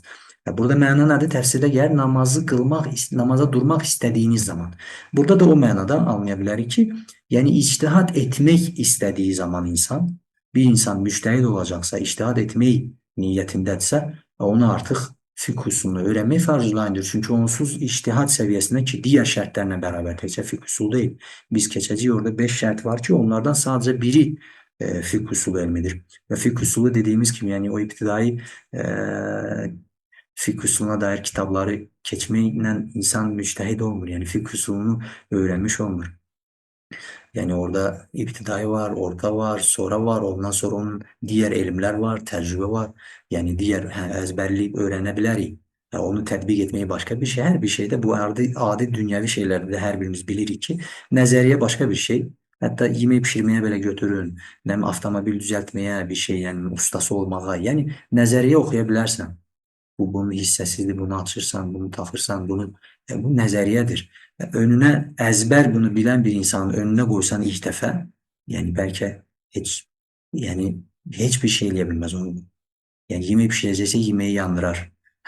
Yani tecrübe başka bir şeydi, emel başka bir nezeriye başka. Hele bu nezeriye olarak böyle biz deyirik ki nezeriye olarak böyle en azından bu merhaleler bir insan geçer. Sonra bir ne bileyim içtihat etme kabiliyetindedirse hele dediğimiz gibi bu içtihat aletlerinin sadece 5 şartlarından biridir. 5 aletten nece bir şey eleme için aletler var müəyyən. Bu içtihadın aletleri sayılır mesela. Bu aletlerden sadece biridir. Diğer aletleri göreceği ki sonra herkes özüne sual versin. Şüphesiz bu vakta kadar yani içtihad eden insanlar sual versin. Ki göresen biz bu 5 şartın herhangi birini değil tamamıyla birinin herhangi bir hissesine o alete sahip olduğu yoksa yok ki içtihad edeyim. Allah'ın adından, Allah'ın dini adından bir şeyler içtihad edip diye ki tercih edeyim, üstün görüş budur, racih görüş budur. Biz ötürücüyük, nəql etməyi, yəni şəxsən öz payımıza deyirik. Biz nəql edə bilərik ki, racih görüş, məsələn, Həmbəli məzhəbinə görə racih görüş budur. Həmbəlilər belə deyir. Və yaxud da ki, filan alimə görə racih görüş budur. Mənə görə racih görüş, bu o deməkdir ki, mən müctəhidəm, ictihad etdim, baxdım dəlillərə, görüşlərə, dəlillərini, qarşı tərəfin dəlillərinə, üsulum var, qaydam var. O üsul qaydaya görə mən deyirəm ki, üstün görüş bu görüşlerin içinde budur. Bu artık benim tercihim, benim içtihadım olur ki bu şəxsən bizlik değildir. Deməli nədir? Burada məna nədir? Ümumən müctəhidə fərzulayndır. Kitabda belə yazılıb. Biz yazırıq nə? İctihad etmek isteyen insana, müctehid olma niyetinde olan insana, içtihad edeceği insana farzulayndır. Artık o fiqh usulunu öğrenmemiş ve diğer ilimleri içtihad edemez. Hatta burada bir qeyd eləmişik şeyhlerimizin şərhindən. Cüz'i yani biz keçəcəyik müctehid mütləq var. Var cüz'i muqayyed var. Onun mərtəbələr də onların hamısı keçəcək. Cüz'i yani bəzən görsən muqayyed məsələn deyirlər məzhəbdə. Məsələn bu insan Həmbəli məzhəbinin fiqhini bilir, üsulunu bilir, ərəb dili və s. digər şərtlər hamısı yerindədir. Həmbəli məzhəbinin üsuluna, qaydalarına bələddir. O üsula, o məzhəbin imamının yəni Əhməd bin Həmbəlin rahimehullah üsuluna, qaydalarına görə cüz'i muqayyed yani mezhebde mütlak değil mezhebde mesela müştehid olabilir ki İbn Teymiye mesela rahimullah Hanbeli mezhebinde müştehid sayılır. Hanbeli mezhebinde. Düzdür, bəziləri də mütləq idi. Bizim şeyhlərimiz de öyle. Yani yüzyıllar bundan önce yazan Hanbelilerin tabakat yani təbəqələrini hakkında bütün alimlerin en meşhur imamları, alimleri her dövrün avtobiyografiyasını yani tercüme hallarını yazan alimler var. Her bir mezhebde olduğu gibi Hanbelilerde birçok Abu Ya'la mesela İbn Abu Ya'la'nın oğlu İbn Abu Ya'la sahibi tabakat değiller. Hanbelilerin tabakatı. Mesela birçok alimler yazır. Mesela orada getirilir ki mütley müştehittir. Yani Hanbeli mezhebinde mukayyed müştehit de özü 4 mertebedir. Yani en azından birinci, ikinci yani en üst mertebelerdedir. En üst mertebelerdedir. Yani bu cür müştehit var, mukayyed. Bir o mütlek var. Ondan başka cüzi var. Yani mesela insan olabilir. İçtihat aletleri var. Orada indi biz keçəcəyik, müəyyən şeyler olabilir eksikliği nəticələrdə. O artık mesela təharət babında. Təharət babını, kitabını o kadar yani güzel bilir fik, usul vesaire her şey o içtihad aletleri bu var. Taharet babında veya bəzən aile fikrinde mesela içtihad o cüzi o meselelerde cüzi içtihad etme kabiliyeti var. İcazəsi var, səlahiyyəti var. Yəni bu cüz'i məsələdə belə, təharət babında belə, suların hökmündə belə bir məsələdə ictihad edəcək. Hansı bir görüşün tərcih olduğunu deyəcək. Onda da bu fiqh usulunu öyrənmək fərzülayndır o adama, ictihad edir tərcih. Bəli, onda da yəni bir məsələdə olsa belə ictihad etmək niyetindənsə insan bir məsələdə olsa belə diğer dediğimiz kimi şərtlərlə beraber fiqh usulunu bilmeyi ona artık farzulayndır. Öğrenmeyi farzulayn öğrenmelidir. Onu öğrenmeden yani bir meselede böyle içtihat bakımından nakletmeyi o içtihat tercih racih görüş budur tercih etme içtihat bakımından Ona caiz değildir. İnşallah kifayettir. Bir tane sayfamız kalıp onun hakkında da kesmeyle bunu bitirek. Deməli burada unuttuğumuz bir şey yok inşallah.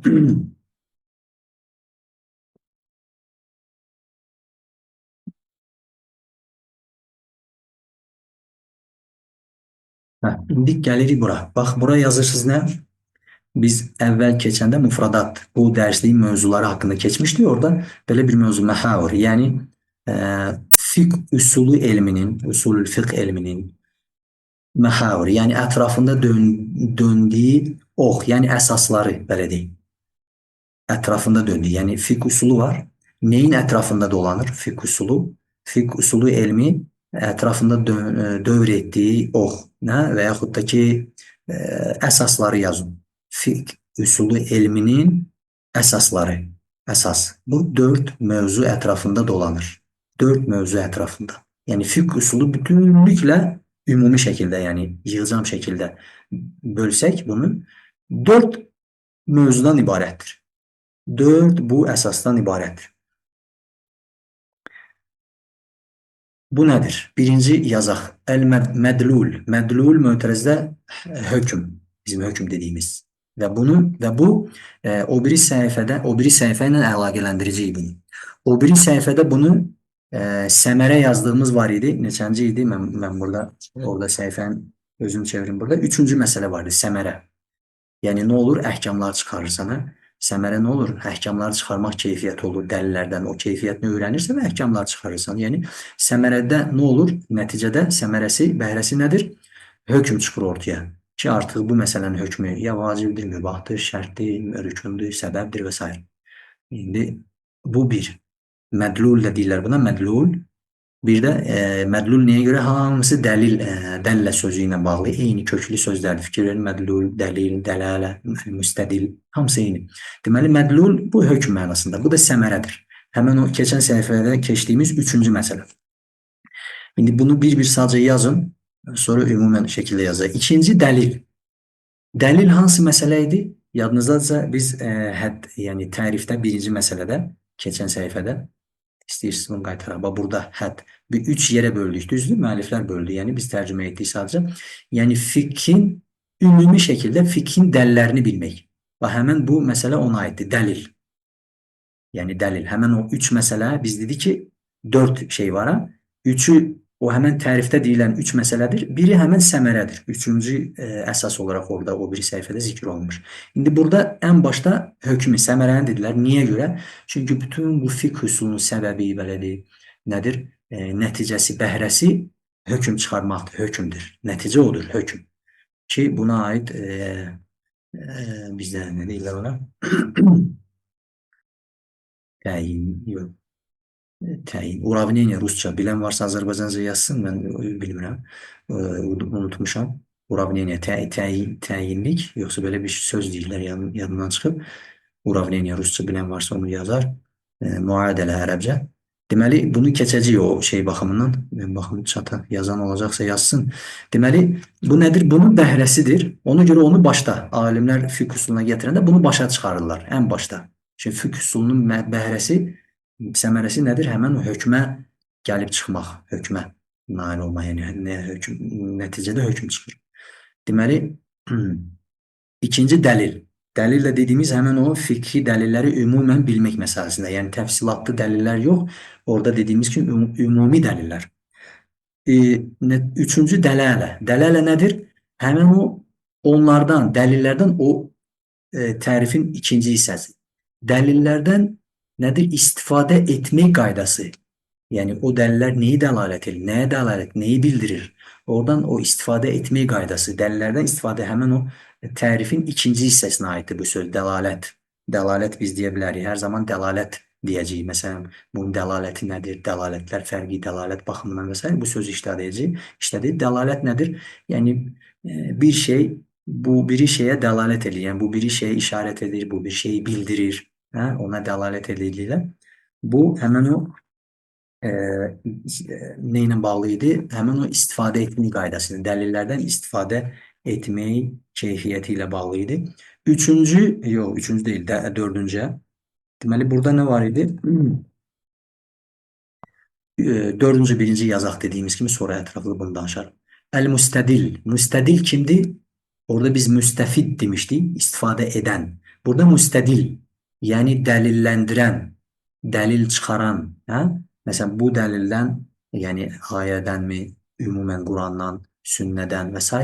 dəlil çıxaran hər hansı bir məsələnin hökmünə dair, məsələn, bu vacibdir. Hə? Dəlil çıxaran, müstədil, dəlil çıxaran. Həmən biz nədir? Həmən müctəhid dediyimiz. Bu dəlillərdən istifadə etmək qaydasını bilib və istifadə edən şəxs əl-müstədil, əl-müstədil. Bu da nədir? Həmən o tərifin üçüncü hissəsi ilə bağlıdır ki, müstəfidin, yəni istifadə edənin o dəlillərdən nədir? İstifadə etmək qaydasını nədir? İstifadə edən, o dəlillərdən istifadə edən insanın halı orada tərifdə keçmişdi. Bu da müstədil. Bax, bütün fiqh usulu bundan sonra keçəcəyimiz son səhifəyə qədər hamısı ya bu birinci, ya ikinci, ya üçüncü, ya dördüncü məsələ ilə bağlı olacaq. Hamısı inşallah ardıcılıqla gələcək. Ola bilər bəzilərində biraz uzun olar, bəzilərində qısa olar. Amma hamısı bu dörd mövzu ətrafında fırlanır. Bunların da şübhəsiz bu ana mövzulardır, əsas mövzulardır, əsas başlıqlardır. Qalan şey hamısı bunların altındadır. Hamısı ya dördündən birindən qaydalanır. Dördündən bu dörd məsələlərdən hər hansı birinə aiddir. Onlardan birindən şaxələnir, belə deyim. İndi bir-birinə izah edeyim burada. Əsas həmən o Uravniyyə yazan olmadı mənə. Hər kəs deyəsən mən bilmirlər bizim kimi ya da bilən varsa yazar. Məsələn, riyaziyyətdə olur Uravniyyə. Məsələn, nə bilim, x artı nəminə üstəgəl y bərabər nəminə. Məsələn, bu nə deyirlər buna? Uravniyyə təyinlik deyirlər. Məsələn, belə bir şey deyirlər. Yəni, ərəbcə müadilə. Məsələn, deyirsən ki, bu, məsələn, A deyək, üstəgəl B bərabərdir, məsələn, nə bilim, C. A üstəgəl B bərabərdir C, məsələn. Bu bir, nə deyirlər ona, riyazi bir formul götürülür. Bu nədir? Burada əgər fikusun, bu sadəcə yəni mənanı yaxınlaşdırmaq, mənanı asanlaşdırmaq üçün bu istifadə olunur. Yoxsa əvvəlcədən deyim ki, yoxsa bu misal, şeyx də dediyi kimi, bu misal o demək deyil, heç də sanki bu ictihad bu cür, bu həmən riyazi bir, bu həmən Uravniyyə dediyimiz kimi asandır. Sadəcə A var, üstəgəl B bərabərdir bu. Hər kəs bunu A varsa, məsələn, B varsa, hər kəs bu C-ni, sən, mən, hər kəs bunu hər bir insan çıxara bilər. Necə ki, riyaziyyətdə, məsələn, hesab makinesini götürürsən, kalkulatoru, bu üstəgəl bu bərabərdir, bu çıxır. Hər kəs bunu eləyə bilər, düzdür? Burada elə deyil. Burada sadəcə mənanı yaxınlaşdırmaq üçün bir də kənarda yaza bilərsiniz. Bu necə işləyir? Hökm. Hökm səmərədir. Səmərə. Burada nə olur? Ən birinci yazırsan ki, məsələn, dəlil, ikinci. Dəlil, üstəgəl, artı, plus. Üstəgəl, dəlalət.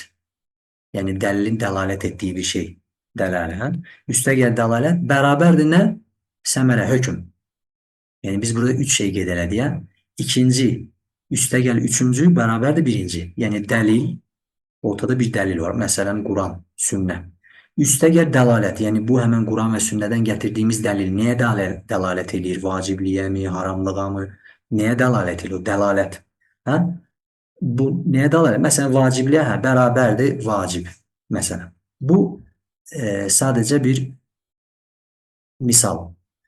Burada soruşsanız ki, dördüncü bəs müstədil kimdir? Müstədil, yəni bu şeylərdən istifadə edən həmən müctəhid kimdir? Bu həmən bunu yazandır, belə deyil, bunu həll eləyəndir. Dəlil, üstəgəl, dəlalət bərabərdir, vacibliyi məsələn. Bax, bunu həll eləyən insan, bu riyazi şeyi həll eləyən insan olur müstədil. Olur müstədil. Amma dediyimiz kimi, bu heç də elə asan deyil. Necə ki, bu üstəgəl, bu bərabərdir, bu elə deyil. Yəni, ona görə burada həmən bu mövzu üzərindən şeyx çox durdu. Bizim neredəsə 15 dəqiqəmiz var.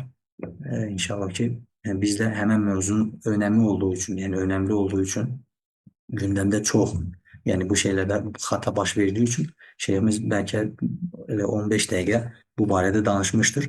Bu da nedir? Hemen o yani o kadar da bu fiqh üsulu, içtihat ümumən ki fiqh üsulu onun şərtlərindən, alətlərindən bir aləttir sadece. Yani o kadar asan bir şey bunu qəbul eləyirlər ki, yəni hər kəs durub yerindən fiqh üsulunu hələ bilməyə və yaxud da dediyimiz kimi birinci mərhələ mi, ikinci mərhələ, hətta üçüncü mərhələnin üçünü də məsələn keçmişdir. Amma sadəcə keçmişdir. Doğru mu, yanlış mı? Yəni onu tətbiq dediyimiz kimi əməl başqa bir şey. Yəni hətta əzbərləyə də bilər. Əməldə onu düzgün tətbiq eləyə bilir, yoxsa yox. Halbuki onlar nə deyirlər? O təcrübə ilə, necə ki digər dünyəvi misallarda gətirdiyim dünyəvi məsələlərdə təcrübə ilə bilinən bir şeydir. Görürsən ki 5 il hər hansı bir məslək sahibi olan, yəni 5 il orada olan, dünən bir ayda o məsləyə girənlə əlbəttə bir ola bilməz. Yəni 5 il bu insan, hətta burada da biz görmüşdük. Yəni Əfqanistanda cihad vaxtı. Yəni adamlar var idi, Allah şahiddir, heç bir dənə tibb institutu həkimlərin üzərindən danışsaq, bir dənə tibb institutu yox, tibb texnikunu belə oxumamış, texnikum heç bir şey oxumamış. Nə o qısa kurslar olur, ay iynə vurma, heç birini keçməmiş. Və Allah şahiddir ki, yəni indi ölkə adı çəkməyəcəm. Məsələn, tibb institutunu 7 il, neçə ilini qutaran, sonra diğer ölkələrdə 2 il birində, 1 il birində praktikada keçirən insanlar gəlmişdi. Mən şəxsən öz əlimlə adamı aparıb götürmüşəm. Yaralını sağalmaq üçün çağırdılar ki, yəni elə bir yaralı idi, o xəstəxanaya çıxarma olmaz. Əmniyyət baxımından. Yəni insanın bir şey ki, qolu getmişdi, damarı getmiş. Damar yerinə, jilalar yerinə adicə belə plastik borular qoymuşlar. Bizim həkim gəldi, yəni qaldı gözlərini döyə-döyə, heç bilmədi neyləsin. Bir şey eləyə bilmədi, heç bilmədi neyləsin. Yəni bir cilet dediğimiz şey götürdü, oradan ət yanıb, yəni güllə buradan çıxıb, oradan çıxıb, qolun burası yoxdur. Yəni yoxdur, içi görsən, dediyim kimi boşluq görsən orada. Yəni heç nə yanıb onu təmizləmək, biz cahillər bilirik ki, bu tibb elmində təmizləmək lazım. O belə bağlansa o irin çirk verəcək, qanqren verəcək, Allah korusun. Heç bir şey elə bilmədi. Halbuki bunu bir cərrah kimi gətirmişdi. Bu adam ən azı 7 il oxuyub, 3 il, 10 il bu insan tibbdədir. 10 il nəzəriyyə olaraq. Nəzəriyyə başqa şey. 10 il. Bizdə heç 1 ildir nəzəriyyədə deyirlər. Dini şeydən danışsaq, hamımız fitva verir. Amma o biri yanda asistent kimi güya gəlmişdi. Halbuki heç bir dediyim misal gətirdim odur. Heç bir təhsili yox tibbi baxımdan, sıfır. Amma bu insan Rus cihadından vaxtından təcrübəli cərrahların səhra cərrahiyyəsi deyilən bir şey var.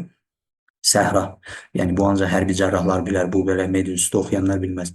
Bu yəni onların yanında olur. Yəni bu insan 5 dəqiqə gözümüzün önündə ora bura hər şeyin həmin o borunu qoyan da o şeyi qoyan da o şeyi qoyan da o. Hamısı gördü, baxdı bize baxdı, ona baxdı və salam apardı.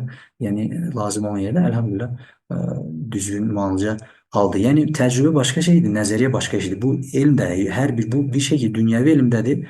Kaş ki həmişə arada sırada deyirik ki, kaş ki biz dünyəvi cəhətdən yəni bacarmadığımız, mütəxəssisi olmadığımız məsələlərə girişməkdən necə qorxuruqsa, ticarətdən anlayışımız yoxdur, ticarətə girmirik ki, pulumuz batar.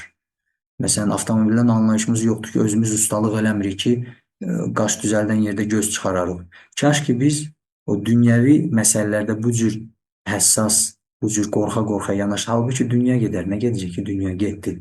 Bugün getdi, bu sabah gəldi. Yəni itirəcəyin bir ciddi heç bir şey yox.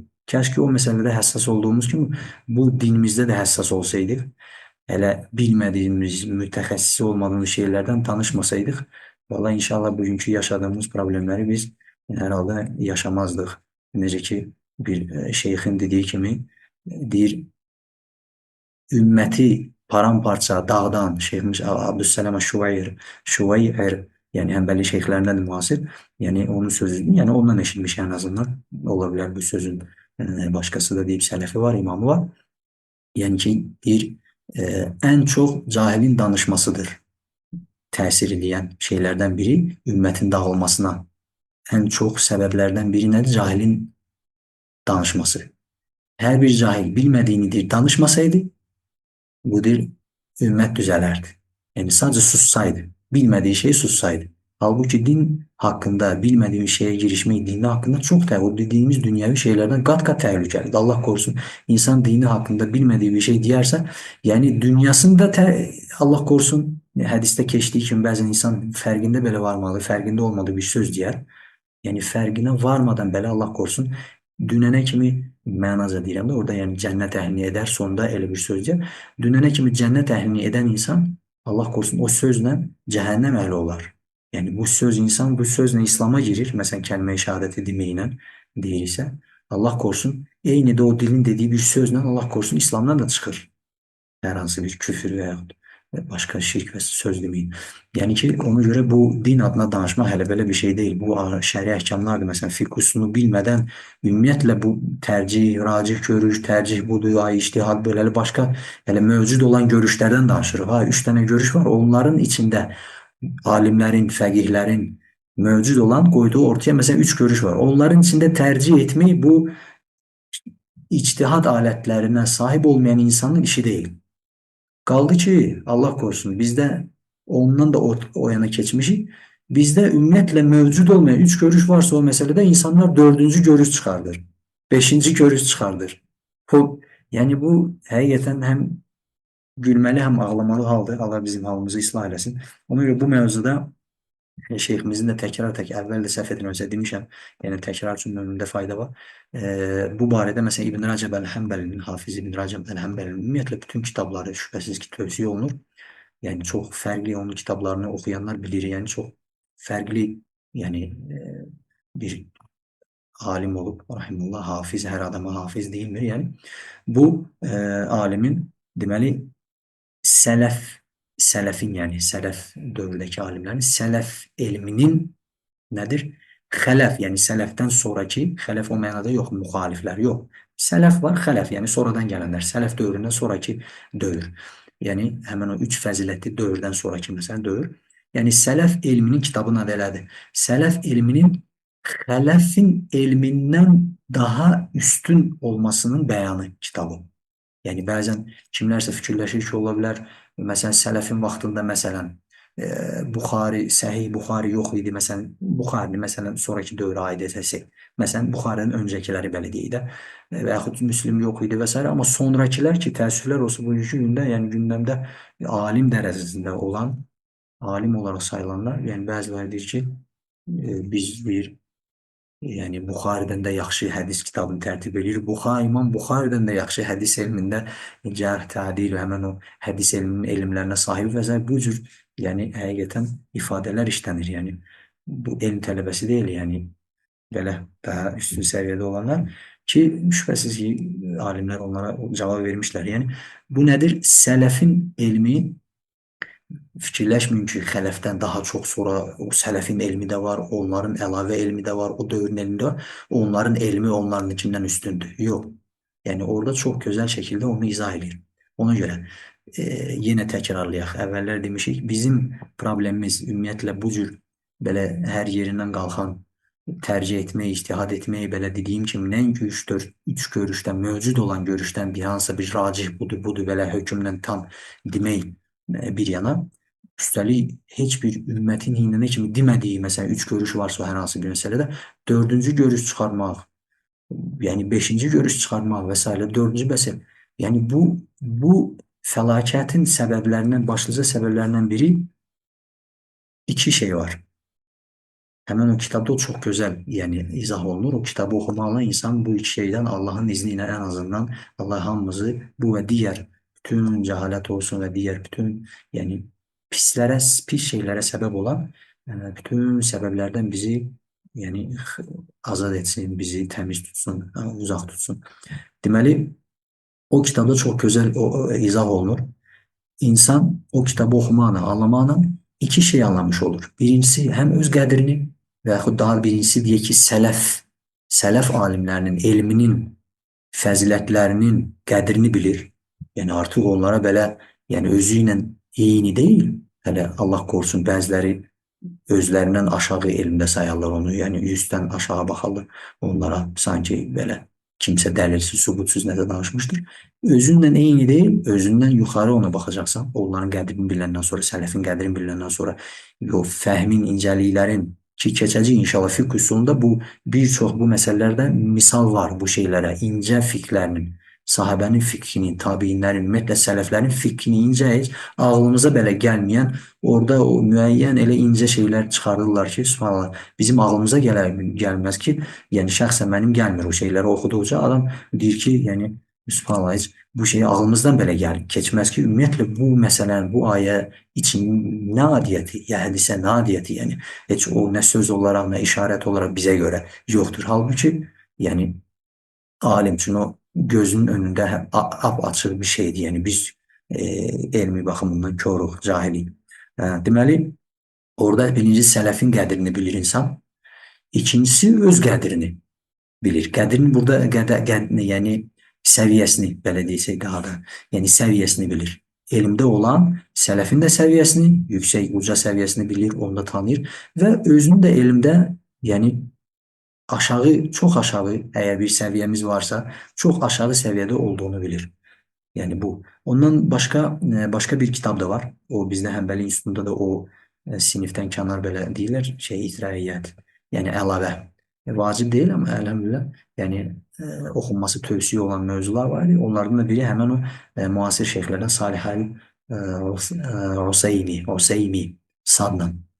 Salih Əl-Useymi, onun kitabı var idi. Elmi təzim etmək, yəni elmi əzəmətli tutmaq mənasında, elmi təzim etmək mənası, elmin dəyərini, qədrini orada da bildirir. Yəni elm hələ belə bir şey deyil, yəni bizim 1 il, 5 il, 10 il oxumaqla, yəni biz həm alimi artıq vəssalam, yox, elm, yəni bəzən 20 illə, yəni əldə olunan bir şeydir. Bəzən bəlkə nə bilim, adam var 6 illə, adam var 10 illə, adam var 2 illə, yəni fərqli-fərqli elmin əzəmətini bilmək üçün o da kitab tövsiyə olunur, amma bilmirəm onun tərcüməsi var yoxsa yox. Bizim dildə bilmirəm. Olsa türkçəsində ola bilər. Deməli, həmən bu mövzu artıq vaxtımız da bitir. İnşallah. Deməli, dəlalə deyilən şey var. Dəlil, məsələn, desək ki, keçəcəyik şəri dəlillər hansılar sayılır? Quran, sünnə, məsələn, mushaf önümüzdə, məsələn, kitab, məsələn, ərəbcə bilənməyən, yəni sünnət kitabları önümüzdə və s. İndi bunu hər oxuyan onu oxuyub düzgün anlaya bilər və yaxud anlasa oradan düzgün hökm çıxarmaq, o qabiliyyəti, ictihad, fiqh üsulu ən azından bilmək və s. səlahiyyəti varmı, o qabiliyyəti varmı? Bunlar şübhəsiz ki, hamısı illərlə, bəzən dediyimiz kimi 6 il, 10 il, 20 il, yəni nədir? Bəlkə də çox, yəni insandan insana fərq eləyir. Şübhəsiz ki, Allah kimə müvəffəqiyyət verərsə, o insan daha tez, kimə verməzsə, məsələn, daha heç verməz kiməsə daha gec verər. Necə deyərlər, heç verməsə belə, ən azından bu elmdə, bu yolda, elmi öyrənmək yolunda gedə-gedə vəfat etmək, öz cahilliyi ilə barışı belə yerində oturmaqdan daha üstündür alimlər demişkən. Ondan sonra bu yola davam edək. Yəni bizdən, yəni bəlkə heç alim olmayanımız olacaq, yəni bəlkə heç birimiz alim olmadıq, hələ müctəhid səviyyəsinə çatmaqdan mən danışmıram. Amma ən azından əlhəmdülillah elm öyrənməyi ən fəzilətli əməllərdəndir. Elm öyrənməyi kim yolunu izləyərsə, Allah ona cənnətin yolunu asanlaşdırar. Və ona görə bu yolda öz cəhalətimizlə barışıb oturmaqdansa, əlhəmdülillah o yolda yürüyüb, o yolun sonuna çatmasaq da, o yolda nədir, cahilliklə barışmadan o yolda yürüyərək ölmək, əlhəmdülillah, Allah bizdən istənilən budur. Düzdür. Alimlərin, müctəhidlərin olması farz-ı kifayədir ümmətin üzərinə. Bizim içimizdə olmalıdır. Amma bizdən istənilən, amma müəyyən olaraq deyil ki, mütləq sən, mən müctəhid olmalıyıq, alim olmalıyıq. Bizdən istənilən elm tələb etmək ki, bunu edirik. Nəticə, hər şey bu yolla, necə ki, Allahın əlindədir. Allah müvəffəq eləmişdir, bundan sonraya da müvəffəq eləsin. Bu nəticə də Allahın əlindədir, şübhəsiz. Allah müvəffəqiyyət versin elə. İnşallah Allah bizdən, ümmətdən, yəni gözəl, yəni Rabbani alimlər çıxarsın, həqiqətən ictihad səviyyəsinə, haqqı ilə ictihad səviyyəsinə çatmış müctəhid alimlər yetişdirsin bizim içimizdən. Amin ki, həqiqətən bizə çox böyük Necə yeməkdən və içməkdən İmam Əhməddən dediyi kimi, İmam Əhmədin rahimehullah dediyi kimi yeməkdən və içməkdən də ehtiyacımız çoxdur. Çünki yemək içmək gün ərzində bir dəfə, iki dəfə, yəni ən uzağı üç dəfə gündə yeyənlər üçün üç dəfə ehtiyac var sənin. Düzdür? Amma elmə biz hər an, ömrümüz boyu sonuna qədər hər an möhtacıq. Hər an. İstər ibadətlərimizdə, müamilələrimizdə, ailədə, hər bir şeydə. Keçdiyimiz o fikri məsələlər ki, hər an möhtacıq. Hər an möhtacıq. Yeməkdən, içməkdən də. Yemək, içmək olmadan biz ölə bilərik. Bədənimiz fiziki olaraq ölər. Amma elm olmadan biz yəni dünyamızı da Allah korusun, ahirətimizi də itirə bilərik. Allah korusun. Və ona görə bu mütləq bu, yəni elə şeyximizin çox durduğu ki, inşallah ondan çox durmadıq. Yəni məsələ idi, onu bildirmək istədik. Bir şey də var idi, unuttum deməyi. Bir şey, onu əvvəl demişdik, onu da deyək, qutaraq bizim çünki hardasa 2-3 dəqiqəmiz var, saat yarımı doldurmaq üçün. Yəni həmən o dəlalət baxımından, məsələn, ictihad baxımından biz fiqhə girişdə bunu demişdik əl-mədxəldə, keçəndə. Bu da təkrar olsun. Möminlər üçün təkrarda fayda var. Xatırlatmaqda fayda var. Həm də yerində əlhəmdülillah inşallah olar.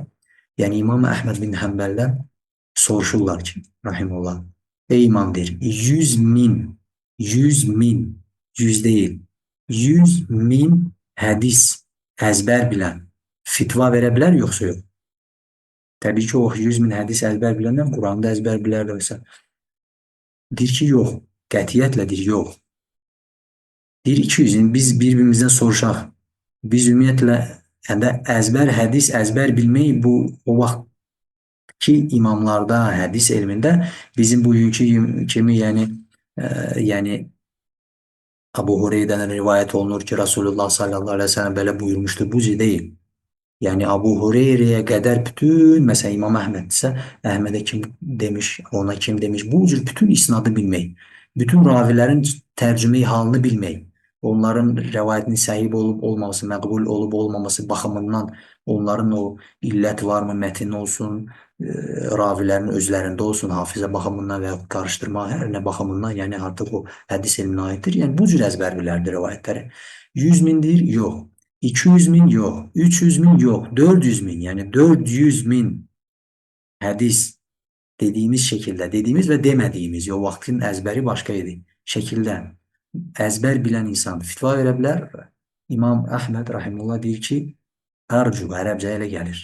Yəni, ümid edərəm ki, yəni qətiyyətlə də demir ki, 400 min bilirsən, fitva verə bilər, yox. Qətiyyətlə demir, yəni bir ümid edərəm ki, mümkündür ki, fitva verə bilər. Hələ biz hədis deyirik. İmam Əhməd bin Həmbəl bildiyimiz kimi mədxəldə keçmişdik. Ümumiyyətlə sahabələrdən gələn, tabilərdən gələn rivayət baxımından, yəni ona bərabər olan başqa bir mühəddis yox idi. Yəni biz indi hədisləri əzbərliyi necə uzaqbaşı dediyimiz o isnadı da deməsək, sadəcə bir sahabədən desək, Abu Hureyre'dən belə, Ənis bin Malikdən belə rivayət olunur ki, Peyğəmbər sallallahu aleyhi ve sellem belə dediyini eşitdim və s.